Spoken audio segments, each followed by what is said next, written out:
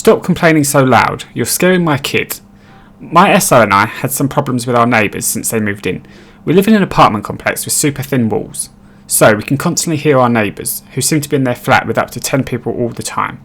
They've kept us awake at night with loud talking and celebrating, especially last year around Ramadan, when they apparently invited their entire family every night to feast and shout at each other until the early morning.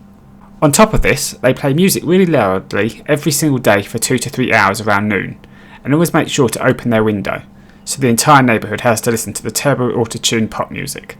My SO often has to study and write term papers at the moment, so this behaviour is already very annoying during the week. However, today they did this again.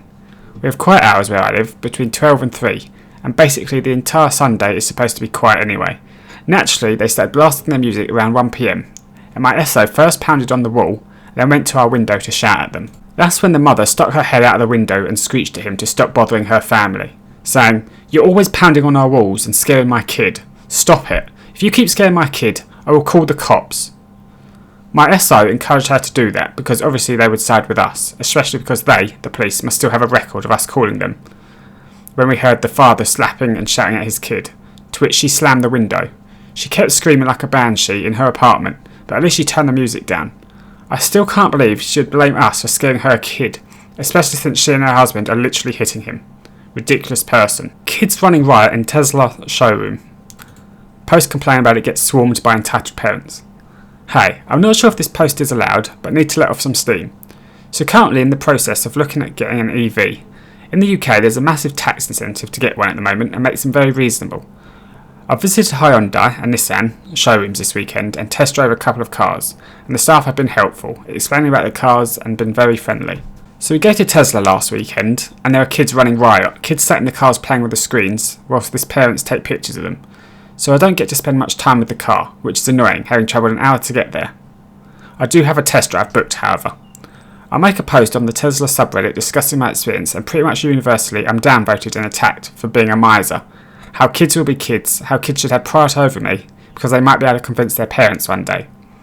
How I don't know what I'm talking about because I don't have kids. I can see bad parenting when I see it, and just general unpleasantness. When I was a kid, I wouldn't be able to run riot in a car showroom. Entitled mother lies when timekeeping for her daughter so that she wins the races. Kinda hyped to have an r/entitled parent story of my own. But anyways, backstory. My relative is very competitive and has excelled in many areas, particularly swimming and other beach sports. What you all came here for? Not long ago, relative's school had a swimming carnival and relative was ahead in every race relative entered. And that school parents are allowed to help at carnivals by timekeeping and other small duties where there aren't enough teachers. In relative's age group, there was this other swimmer, OS, who also has good swimming. In relative's age group, there was this one other swimmer who was always good at swimming, but not as good as relative. Somehow, other swimmer's mother was always on other swimmer's lane, even though timekeepers have to stay on their lane. And other swimmer was in different lanes for different races, because many of the races were close. Relative still visibly won to anybody looking closely. Other swimmer was told they won, and relative was told they came second. People believed that entitled mother was telling the truth. It wasn't until one race, where relative was well ahead, that another timekeeper called out entitled mother, and the race was redone, somehow. Even though relative won the second race, the first race's botched results were still entered into the system. Where I come from, the winner of each race goes on to the inter-school competition. When relative didn't get a note for the inter-school competition, relative's dad made a complaint to the school, and relative was allowed to go along with other swimmer. Later on, entitled mother said that OS had issues. Could have been with low self-esteem or a physical problem, I'm not sure. But she said her kid deserved to win, and so she stopped the stopwatch early. Other swimmer wasn't entitled on their own, that's why I didn't call them entitled kid. Their mother basically forced entitlement onto them. I refuse to have a relationship with my mother. Background: my mother is a manipulative woman who focused more on her own happiness rather than me and my little brother. While she did do her best to take care of me and my brother, she would constantly tell me and my brother that our father didn't care about us, and didn't even pay child support. She also blamed us for her constant breakups, and would degrade us for doing things she didn't like. I believed every word my mother would say, to the point where I even told my dad that he was a terrible man, and that I wanted nothing to do with him. But deep down, I always idolised him. Now, I was diagnosed with Asperger's syndrome, and I struggled socially and mentally. Keep that in mind. My mother had this strange notion that if one bad thing happens to her, then she has to move to a different town to make herself happy.